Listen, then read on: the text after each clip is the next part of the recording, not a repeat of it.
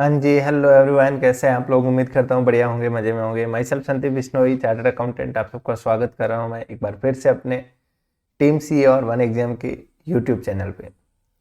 तो UGC net JRF के लिए हम लोग जो है प्रिपरेशन कर रहे हैं और उसी कड़ी के अंदर यूनिट 3 जो है अपनी, जिसका नाम है बिजनेस इकोनॉमिक्स। बिजनेस इकोनॉमिक्स को हम पढ़ रहे हैं और वन बाय वन जो है टॉपिक्स को हम एक के बाद एक पढ़ रहे हैं, पूरा इन डेप्थ के अंदर स्टडी कर रहे हैं, एक एक कॉन्सेप्ट को टच कर रहे हैं और इस मकसद के साथ पढ़ रहे हैं कि पहली चीज, जितनी कम से कम चीज़ें याद रखने को बचे उतना बेहतर है। क्यों? क्योंकि आप चीज़ों को समझते जाओगे तो जो याद करने लायक चीज़ें वहाँ आप अपनी एनर्जी लगा पाओगे। इसके अलावा 9 यूनिट और भी है, तो वहाँ पे बहुत कुछ कंटेंट है जो आपको याद भी रखना पड़ेगा एग्जाम में। इकोनॉमिक्स मैं मानता हूँ पूरा अंडरस्टैंडिंग बेस्ड टॉपिक है, तो चीज़ों को आप अगर समझते जाओगे तसल्ली से तो आपको बहुत लिमिटेड चीज़ें जो है वो याद करनी पड़ेगी। दूसरी बात, इसके अलावा बाकी सब्जेक्ट के लिए भी रेगुलर क्लासेज जो है वो चल रही है। तो ये आप अगर इस चैनल पे नए हैं, ये पूरा चैनल जो है नया डेडिकेटेड है किसके लिए? यूजीसी नेट की प्रिपरेशन के लिए।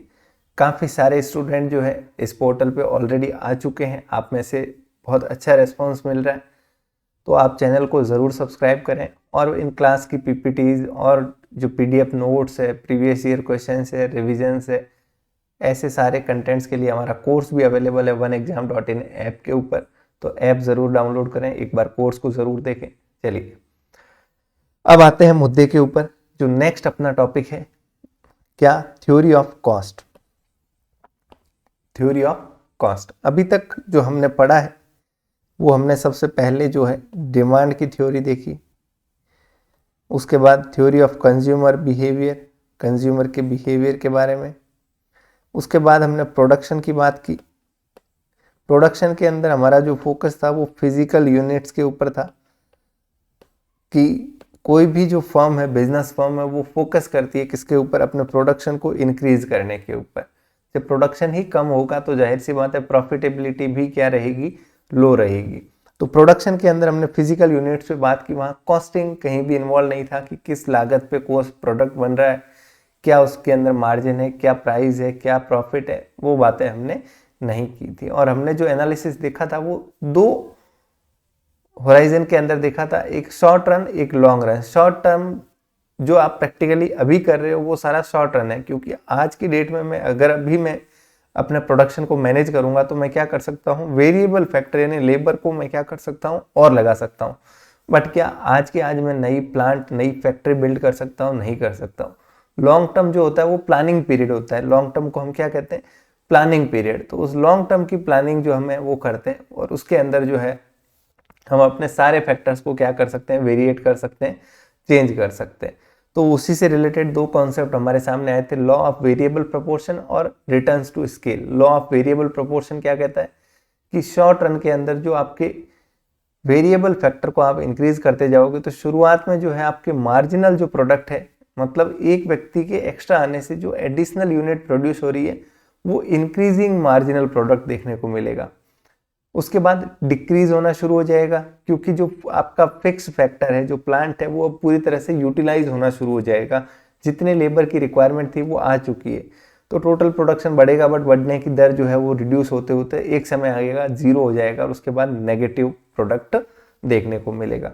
सेकेंड जो हमने चीज देखी थी, क्या? लॉन्ग रन प्रोडक्शन के अंदर, जिसको हमने रिटर्न्स टू स्केल का नाम दिया था। लॉन्ग रन के अंदर क्या होता है बताओ?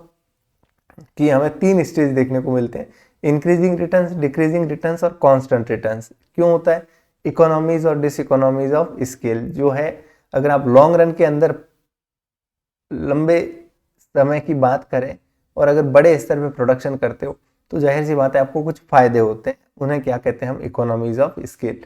वहीं अगर इसी चीज को आप कंटिन्यू रखोगे तो आपको कुछ नुकसान भी होंगे, उसको बोलते हैं डिस इकोनॉमीज ऑफ स्केल। ठीक है, चलिए। तो ये सारी बातें हम अभी तक जो है देख चुके हैं।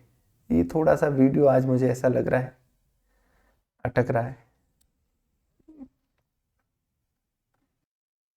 तो ये सारी चीजें जो है हमने किस में देखी थी? प्रोडक्शन फंक्शन के अंदर देखी थी। अब जो है हम आगे बढ़ रहे हैं थ्योरी ऑफ कॉस्ट के ऊपर। आइए जरा सबसे पहले टाइप्स ऑफ कॉस्ट को देखते हैं कि अलग अलग प्रकार की जो कॉस्ट होती है वो किस किस तरह की होती है, उसके ऊपर नजर डालते हैं। बहुत ही बेसिक सी चीजें आपको पता है। अकाउंटिंग कॉस्ट क्या होती है आप जानते हो, जो भी अकाउंटिंग के अंदर हम कंसिडर करते हैं, मतलब जो भी आउट ऑफ पॉकेट एक्सपेंसेस होते हैं, जिसके अंदर खर्चा एक्चुअली होता है, वो हम सब फाइनेंशियल स्टेटमेंट के अंदर लिखते हैं। सिर्फ एक चीज क्या नहीं लिखते, क्या जो अपॉर्चुनिटी कॉस्ट होती है उसको हम दर्ज नहीं करते हैं किसके अंदर, अकाउंटिंग के अंदर। वहीं इकोनॉमिक कॉस्ट जो है उसके अंदर आप एक्सप्लिसिट और इम्प्लिसिट, यानी एक्सप्लिसिट यानी जो आउट ऑफ पॉकेट खर्चे हैं, प्लस इम्प्लिसिट यानी जो अपॉर्चुनिटी कॉस्ट है, उन दोनों को कंसिडर करते हो किसके अंदर, इकोनॉमिक्स के अंदर। अपॉर्चुनिटी कॉस्ट आप जानते हो, कॉस्ट ऑफ फॉरगॉन अपॉर्चुनिटी, मतलब अगर मैं मेरे बिजनेस में काम कर रहा हूँ तो मैं कहीं और जॉब भी कर सकता था, वहां से 50,000 रुपये कमा सकता था। वो 50,000 भी एक तरीके से इस बिजनेस की क्या है, कॉस्ट है, क्योंकि मैं वो 50,000 छोड़ के इस बिजनेस के अंदर लगा हुआ हूँ। समझ रहे हो आप बात को, इसको क्या बोलते हैं, अपॉर्चुनिटी कॉस्ट।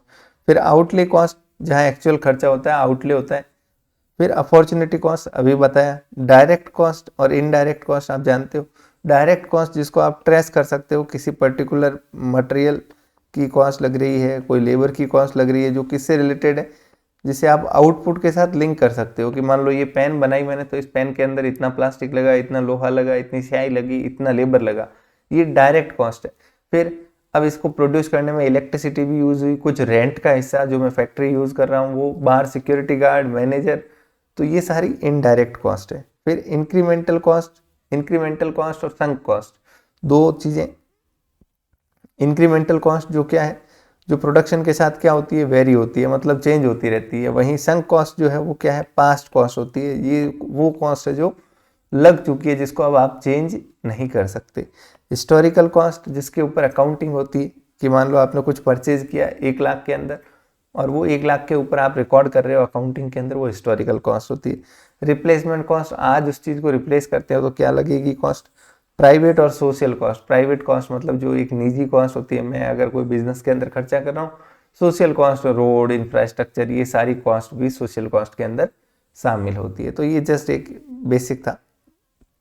अब आते हैं मेन अपने चैप्टर के ऊपर, जो हम इकोनॉमिक्स में पढ़ रहे हैं। क्या कॉस्ट क्यों पढ़ रहे हैं, पहले मैं ये बता देता हूं, ताकि चीजें जो है क्लियर रहे, क्यों ये चैप्टर पढ़ा जा रहा है। देखिए, किसी भी बिजनेस फर्म का जो अल्टीमेट गोल होता है, जो अल्टीमेट ऑब्जेक्टिव होता है, क्या, टू मैक्सिमाइज प्रॉफिट्स। प्रॉफिट्स को क्या करे, मैक्सिमाइज करे, मतलब अपने मुनाफे को क्या करे, अधिकतम करे।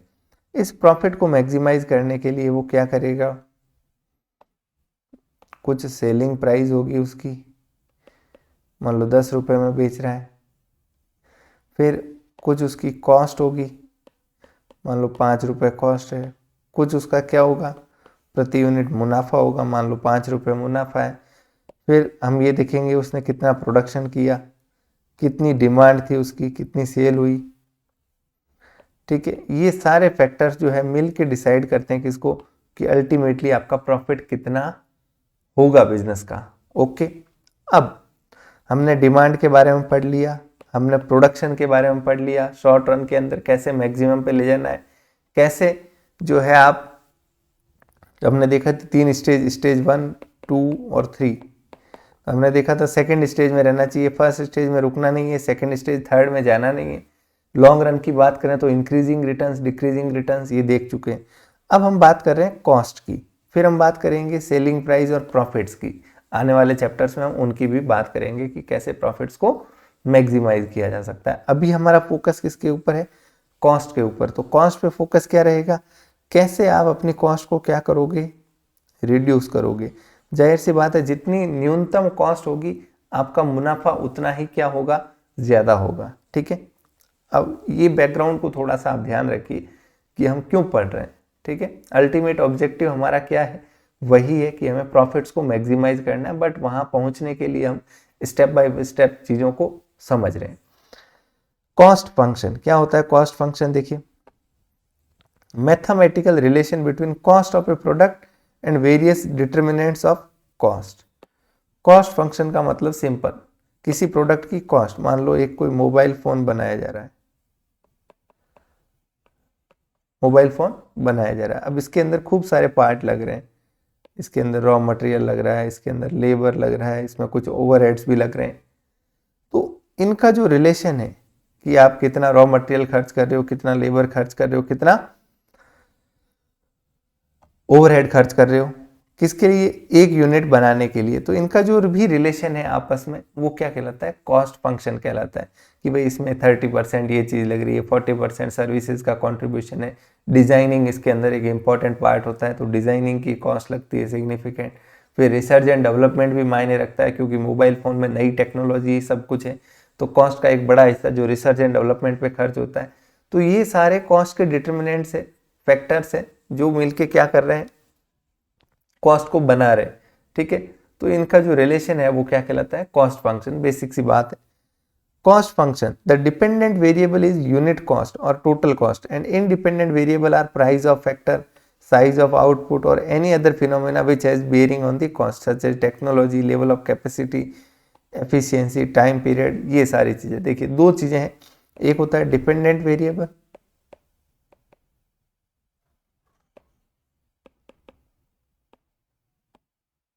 एक है इंडिपेंडेंट वेरिएबल। डिपेंडेंट वेरिएबल क्या है कि ये मोबाइल फोन कितने में बन रहा है, मान लो 5000 में बन रहा है। अब इंडिपेंडेंट वेरिएबल कौन से, इस 5000 के मोबाइल को बनाने के लिए रॉ मटेरियल लग रहा है, स्क्रीन लग रही है, फिर कौन सी टेक्नोलॉजी यूज हो रही है, फिर लेबर्स की एफिशिएंसी कितनी है, वो कितना ढंग से काम करते हैं।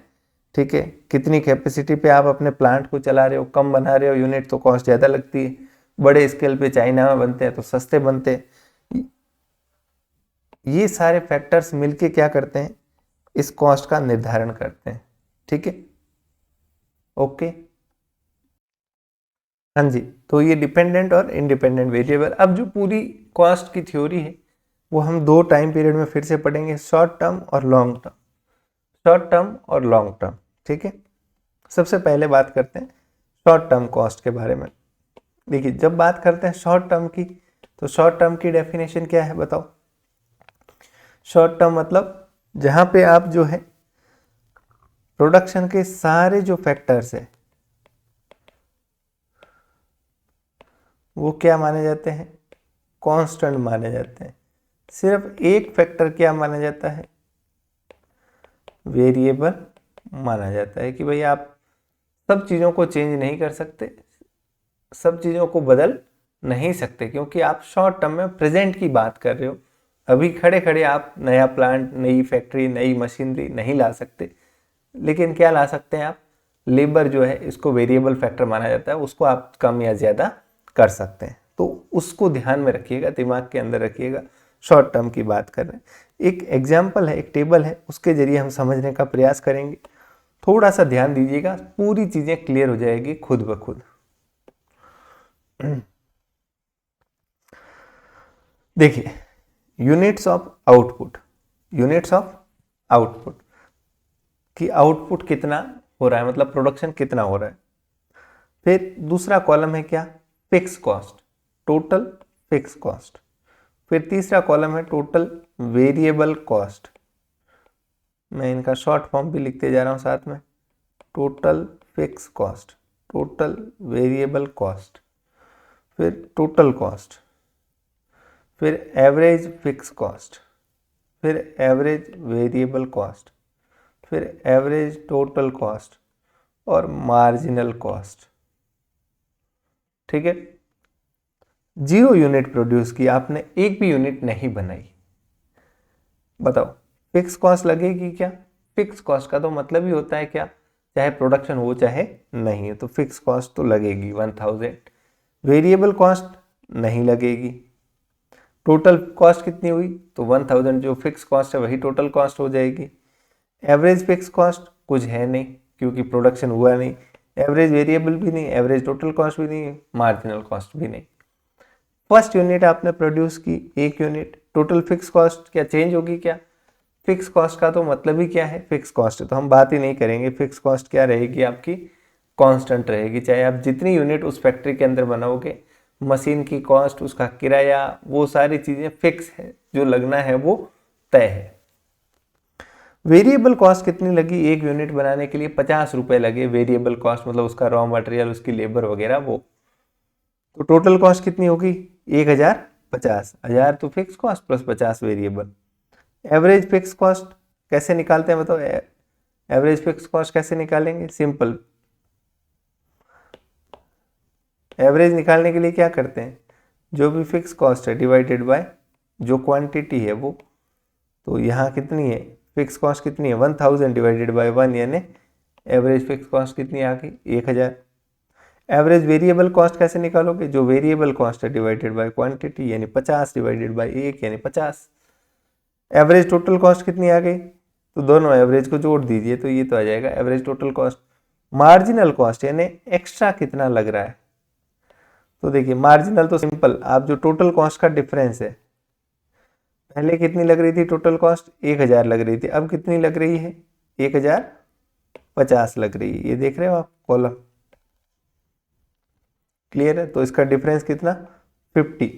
ये क्या हो गया आपकी मार्जिनल कॉस्ट। नेक्स्ट देखिए सेकेंड यूनिट बनाई आपने, फिक्स कॉस्ट वही रही, टोटल वेरिएबल कॉस्ट, टोटल है ना, एडिशनल नहीं कह रहे। 2 यूनिट बनाने की टोटल कॉस्ट कितनी आई? 90। टोटल कॉस्ट कितनी होगी? 1090। ये एवरेज निकाल दिया। अब सवाल एक और देख लेते हैं। तीसरी यूनिट बनी, ये तो 1000 ही रही, टोटल वेरिएबल कॉस्ट कितनी लगी? 140। टोटल कॉस्ट हो गई 1140। अब यहाँ सोचने वाली बात ये है कि जब पहली यूनिट बनाई तो उसमें वेरिएबल कॉस्ट कितनी लग रही थी? 50 रुपए एक यूनिट की। तो जब 2 यूनिट बनी तो जो वेरिएबल कॉस्ट है वो कितनी होनी चाहिए थी? 100 होनी चाहिए थी। 3 जब बनी तो ये 150 होनी चाहिए थी। ओके, लेकिन एक्चुअल में कितनी है?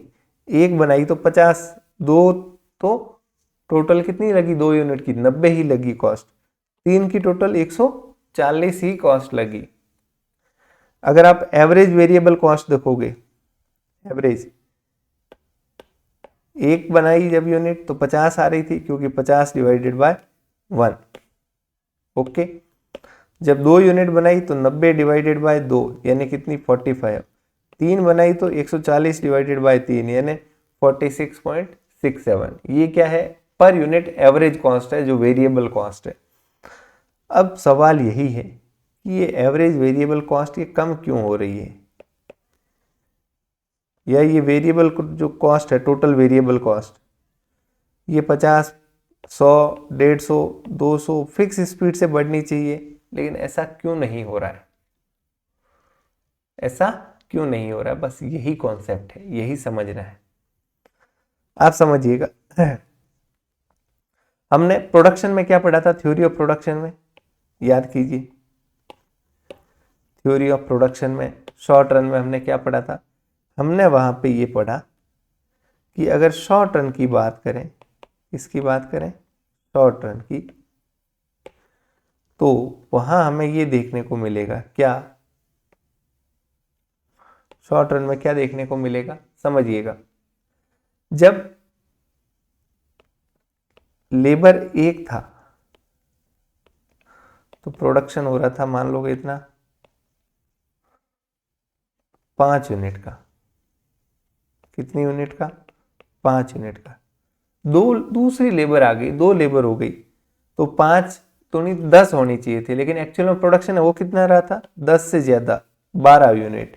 क्योंकि जो मैंने चूल्हे का एग्जाम्पल दिया, पहले 2 गैस के स्टोव लगे हुए थे, उसके ऊपर पहले एक व्यक्ति काम कर रहा था तो वो अकेला 5 ही बना पा रहा था। अब 2 आ गए तो उनकी एफिशिएंसी क्या हो गई? बढ़ गई। दोनों के काम करने का स्पीड बढ़ गया, सब अपने अपना काम कर रहा है। एक खाना बना रहा है, एक रोटी बना रहा है, एक सब्जी बना रहा है, या फैक्ट्री में है तो एक असेंबलिंग का काम कर रहा है, एक मैन्युफैक्चरिंग का काम कर रहा है। 3 आए तो प्रोडक्शन कितना हो गया? 20 यूनिट और बढ़ गया। 3 के 15 होने चाहिए थे, जबकि बढ़ गया कितना?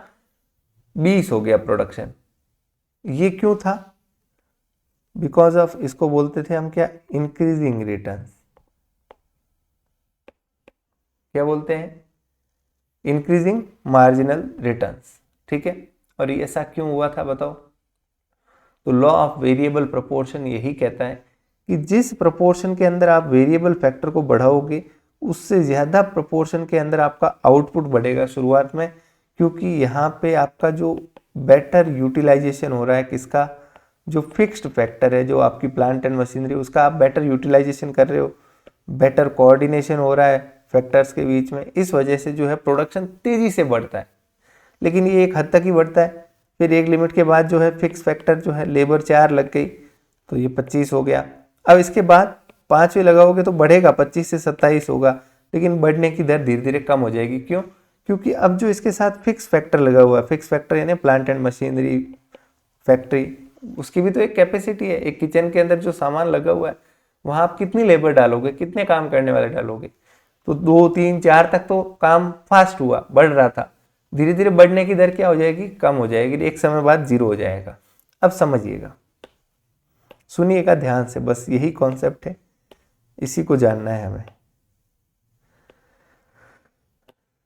फॉर एग्जाम्पल ये मानिए एक लेबर 100 रुपये लेता है या एक लेबर 10 रुपये लेता है दिन भर की मजदूरी, और एक लेबर दिन भर में काम करता है तो कितनी यूनिट बनाता है, 5 यूनिट बनाता है।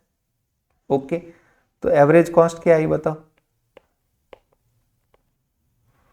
एवरेज कॉस्ट क्या आई, इसने 10 रुपये लिए दिन भर के, 5 यूनिट बनाए, तो 2 रुपये प्रति यूनिट क्या आ रही है, हमारी कॉस्ट आ रही है। एक यूनिट पे कितना खर्चा हो रहा है लेबर का, 2 रुपये। वहीं 2 लेबर लगाई हमने तो खर्चा कितना हो गया बताओ, 20 रुपये, लेकिन यूनिट कितनी बना के दे दी इन्होंने, 12 यूनिट बना के दे दी। अब एवरेज कॉस्ट क्या आ रही है बताओ, 1.8 के समथिंग आ रही है।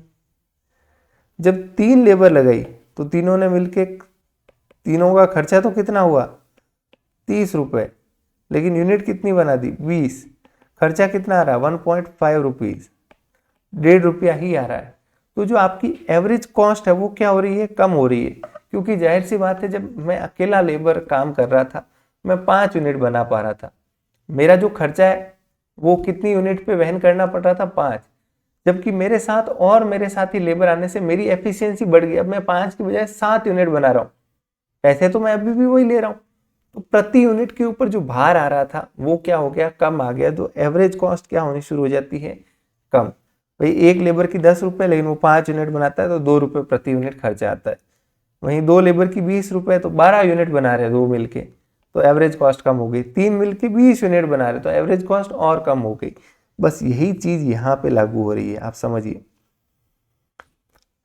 पहली यूनिट बनाई, दूसरी यूनिट बनाई, तीसरी, तो शुरुआत के अंदर तो जो आपकी वेरिएबल कॉस्ट है वो क्या होती जा रही है, जो एवरेज वेरिएबल कॉस्ट है, एवरेज वेरिएबल कॉस्ट वो क्या होती जा रही है। देखो पहली यूनिट की एवरेज कॉस्ट कितनी आ रही थी, 50, दूसरी की 45, ये कम हो रही है, ठीक है।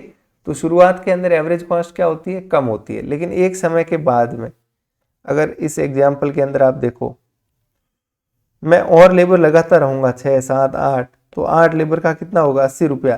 प्रोडक्शन कितना हुआ, प्रोडक्शन तो एक लिमिट बाद 30 ही होगा, 35 होगा, फिर वो घटना शुरू हो जाएगा। तो अब अगर मैं एवरेज कॉस्ट निकालूं 80 डिवाइडेड बाई 30, तो ये वापस 2.5 रुपये के करीब आ रही है। तो मैं अगर इसको लगातार बढ़ाता जाऊंगा, प्रोडक्शन को बढ़ाने की कोशिश करूंगा, तो मेरी कॉस्ट फिर से क्या लगनी शुरू हो जाएगी, ज़्यादा लगनी शुरू हो जाएगी एवरेज कॉस्ट। तो बस यही हो रहा है यहाँ पे। ये short term average cost, short term जो कॉस्ट एनालिसिस है, थ्योरी ऑफ कॉस्ट क्या कहता है कि जो आपकी एवरेज वेरिएबल कॉस्ट है वो क्या होगी, शुरुआत में तो डिक्रीज होगी, जैसे जैसे आप प्रोडक्शन को बढ़ाओगे, मैं पहले कुछ नहीं बना रहा था, 1, 2, 3, 4, जैसे जैसे मैं प्रोडक्शन को बढ़ाऊंगा शुरुआत में मेरी कॉस्ट कम लगेगी, फिर ये कॉस्ट बढ़ना शुरू होगी धीरे धीरे। ये देखिए 51, 54, 57, 60, 63, और ये बढ़ती जाएगी, फिर एकदम से और तेज हो जाएगी, शूटअप हो जाएगी। क्यों? क्योंकि अब इस फैक्ट्री की एक लिमिट है, इससे ज़्यादा मैं प्रोड्यूस नहीं कर सकता। ओके, ठीक है। वहीं टोटल फिक्स कॉस्ट, ये तो कांस्टेंट, टोटल फिक्स कॉस्ट तो कांस्टेंट रह रही है, तो एवरेज फिक्स कॉस्ट कैसी होगी, ये हमेशा घटती जाएगी जितनी यूनिट ज़्यादा बनाओगे। भाई फिक्स कॉस्ट मान लो 1000 है, अब अगर 1 यूनिट बनाऊंगा तो एवरेज कितना आएगा, 1, 100 बनाऊंगा तो एवरेज 10 ही रहेगा। तो जितनी ज़्यादा यूनिट बनाऊंगा एवरेज मेरा कम होता जाएगा। तो एवरेज फिक्स कॉस्ट तो हमेशा क्या होगी बताओ, कम होगी। क्या कभी जीरो हो सकती है एवरेज फिक्स कॉस्ट?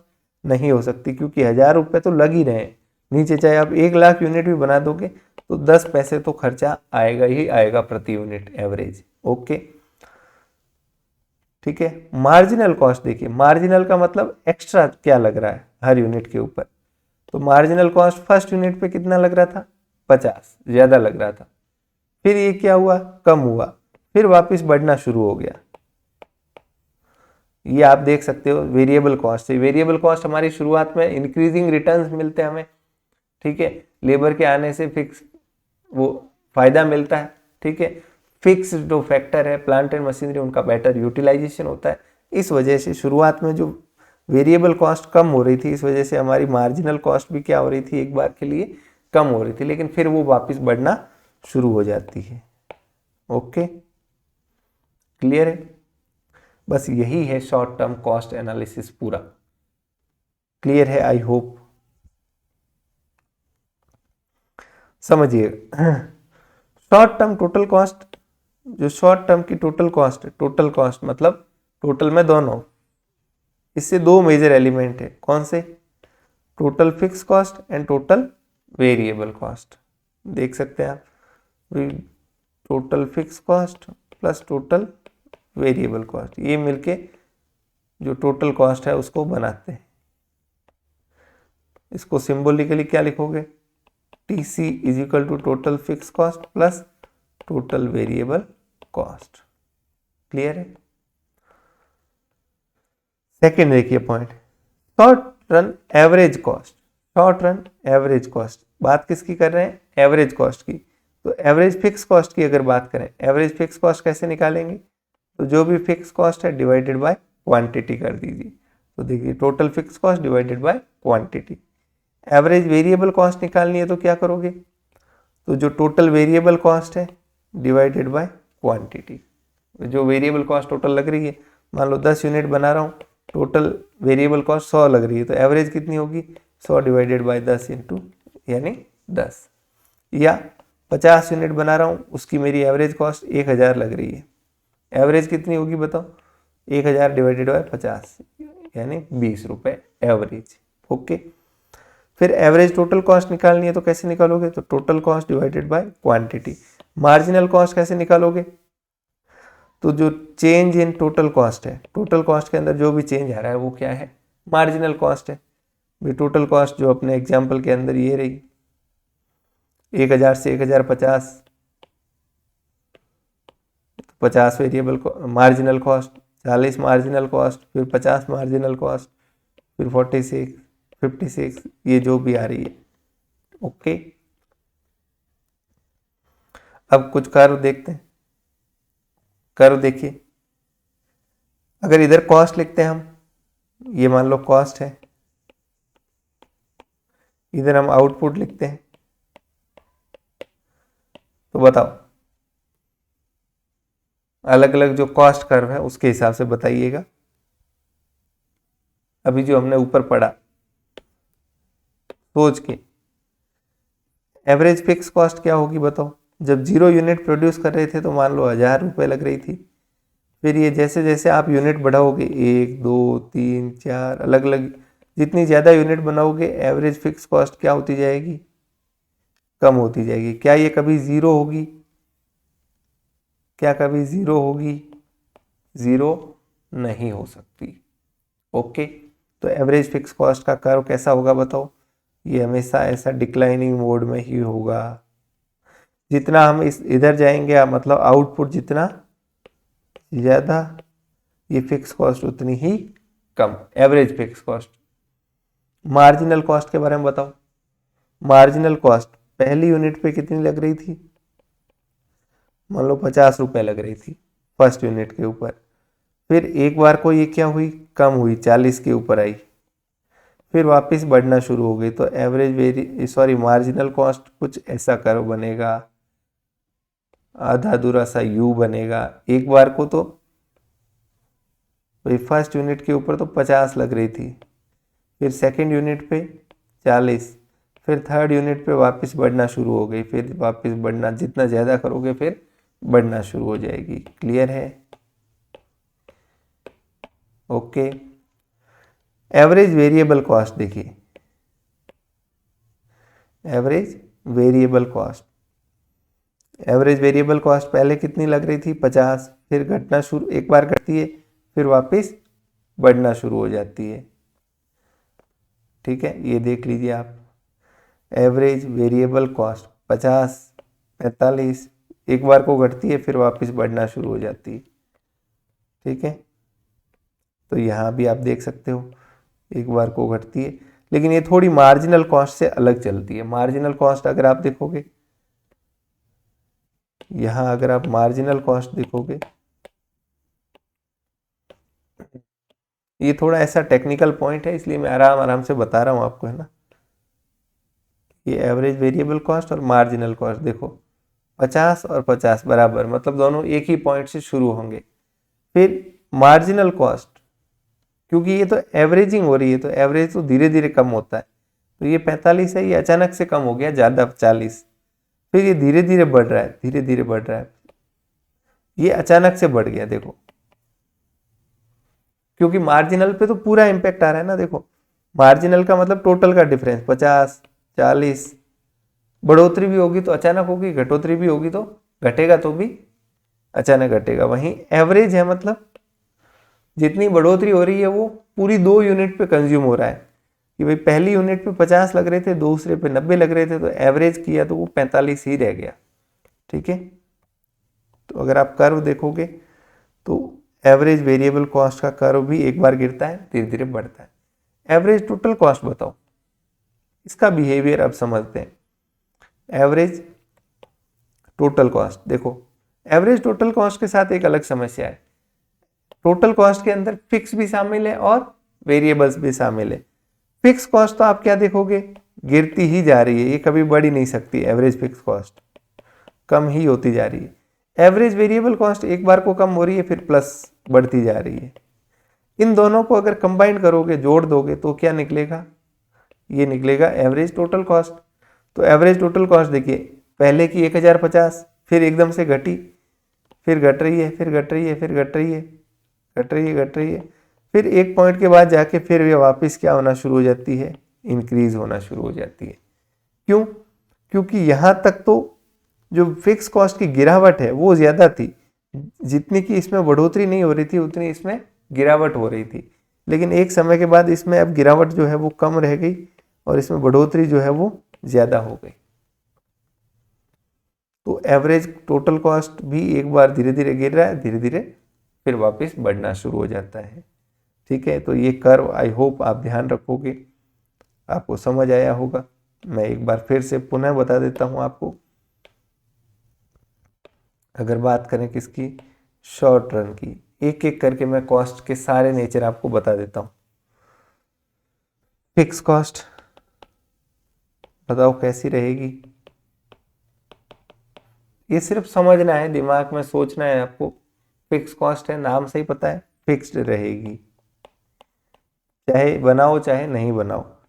बताओ एवरेज फिक्स कॉस्ट कैसी होगी, तो सिंपल सा नियम है, जितना ज्यादा प्रोडक्शन होगा उतनी ही कम होगी। भाई एवरेज है, एवरेज का मतलब 1000 डिवाइडेड बाय क्वांटिटी। अब क्वांटिटी जितनी ज़्यादा होगी एवरेज जो है वो उतना क्या होगा, कम होगा। क्लियर है, फर्स्ट समझ आ गया। सेकंड, वेरिएबल कॉस्ट बताओ,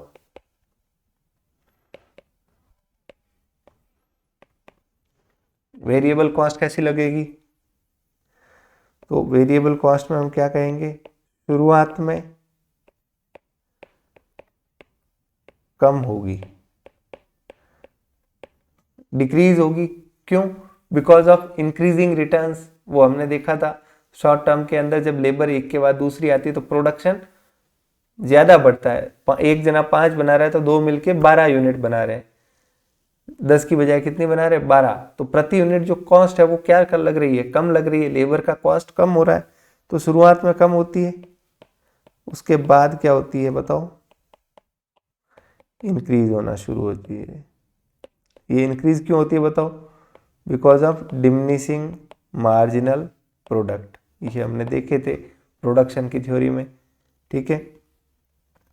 वहीं एवरेज वेरिएबल कॉस्ट बताओ कैसी होगी, एवरेज वेरिएबल कॉस्ट, तो एवरेज वेरिएबल कॉस्ट भी आप समझ लीजिए शुरुआत में क्या होगी बताओ, सॉरी ये एवरेज की ही बात कर रहा था मैं, है ना, ये एवरेज वेरिएबल कॉस्ट ही है। वहीं अगर टोटल वेरिएबल कॉस्ट की बात पूछी जाए आपसे, तो टोटल वेरिएबल कॉस्ट तो ऑलवेज क्या होगी, इंक्रीज ही होगी। टोटल कॉस्ट है, एक यूनिट में 50 लग रही है तो 2 में ज़्यादा ही लगेगी, तीसरे में और ज़्यादा लगेगी, चौथे में कभी कम हो ही नहीं सकती। फिर एवरेज टोटल कॉस्ट बताइए, या टोटल कॉस्ट बता दीजिए, टोटल कॉस्ट क्या होगी बताओ, ऑलवेज इंक्रीज होगी। क्यों, इसमें fix cost plus variable cost है, सिंपली फिक्स कॉस्ट तो फिक्स है, वेरिएबल टोटल वेरिएबल कॉस्ट बढ़ती जाती है।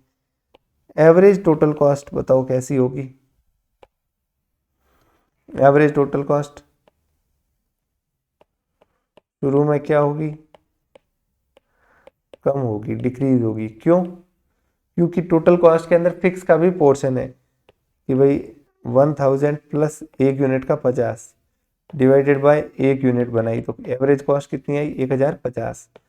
अब 2 बनाओगे तो भी 1000 तो फिक्स है, प्लस 2 की 90 रुपये लग रहे हैं, डिवाइडेड बाय 2, तो डिवाइडेड बाय 2 होते ही ये 545 या ऐसा कुछ हो गया, कॉस्ट अचानक से क्या हो गई देखो कम हो गई। 3 बनाओगे तो ये फिक्स तो है ही, तीनों का 150 लगा तो ये और कम हो जाएगी, ठीक है। तो एवरेज टोटल कॉस्ट शुरू में क्या होगी, कम होगी, उसके बाद क्या होगी, वापस इंक्रीज होना शुरू हो जाएगी, क्योंकि फिर फिक्स कॉस्ट की जितनी गिरावट होनी है वो गिर जाएगी, उसके बाद जो है वेरिएबल कॉस्ट की जो बढ़ोतरी है वो उसको इंक्रीज करना शुरू कर देगी। और मार्जिनल कॉस्ट स्टार्टिंग में क्या होगी, डिक्लाइन होगी, फिर क्या होनी शुरू हो जाएगी, इंक्रीज होना शुरू हो जाएगी, ठीक है। तो इसके हिसाब से जो है आप ये सारी चीज़ें समझने की बात है। अब इसका लॉजिक मैं बता चुका हूँ ऐसा क्यों हो रहा है, बिकॉज ऑफ जो हमने प्रोडक्शन में पढ़ा था, मैंने बताया था ये आगे के चैप्टर जो है पूरे इसी के ऊपर डिपेंडेंट है। प्रोडक्शन को आप चाहे तो वापस देख लीजिए, समझ लीजिए। अगर कॉस्ट कर्व्स की बात करें तो कैसे हो गए बताओ, इधर कॉस्ट अगर लिखें, इधर अगर प्रोडक्शन लिखें, फिक्स कॉस्ट कैसी होगी बताओ, ये एवरेज फिक्स कॉस्ट है जो हमेशा क्या होगी, रिड्यूस ही होगी। मार्जिनल कॉस्ट एक बार को रिड्यूस होगी फिर इंक्रीज होना शुरू हो जाएगी। फिर एवरेज वेरिएबल कॉस्ट बताओ, तो वो भी एक बार को रिड्यूस होगी फिर इंक्रीज होना शुरू हो जाएगी, कुछ इस तरीके से। ये एवरेज वेरिएबल कॉस्ट है। एवरेज टोटल कॉस्ट धीरे धीरे रिड्यूस होगी, धीरे धीरे इंक्रीज होगी, ये एवरेज टोटल कॉस्ट है। पहली यूनिट पे कितनी लग रही थी, 1050 लग रही थी, फिर दूसरी पे कम लगी, फिर कम लगी, कम लगी, एक टाइम तक रिड्यूस हुई, फिर इंक्रीज होनी शुरू हो गई। तो ये वेरी इंपॉर्टेंट है एग्जाम की दृष्टि से, आप इनको एक बार तसल्ली से देख लीजिए, समझ लीजिए, बाकी डिस्कस करते हैं, लॉन्ग टर्म की बात करते हैं नेक्स्ट लेक्चर के अंदर। ओके, ये कॉस्ट कर्व्स आपको पता होनी चाहिए कि किस तरीके से बिहेव करते हैं। एक आपको होमवर्क दे रहा हूं मैं, ये जो शॉर्ट टर्म, अच्छा ये जो टोटल कॉस्ट का कर्व है, एवरेज टोटल कॉस्ट, ये जो इस तरीके से बन रहा है, इसको शॉर्ट में लिखा जाता है SAC, short term average cost. भाई ये टोटल कॉस्ट है, तो टोटल कॉस्ट को आप क्या लिख सकते हो, टोटल तो बता रहे हैं हम, बाकी तो क्या है, ये एवरेज कॉस्ट है। प्रति यूनिट जो एवरेज कॉस्ट है वो क्या होती है, टोटल कॉस्ट ही तो होती है। भाई एवरेज टोटल कॉस्ट को आप क्या कह सकते हो, एवरेज कॉस्ट कह सकते हो। और ये शॉर्ट रन की है तो short run average cost. Total तो यूं ही बता रहे हैं समझने के लिए।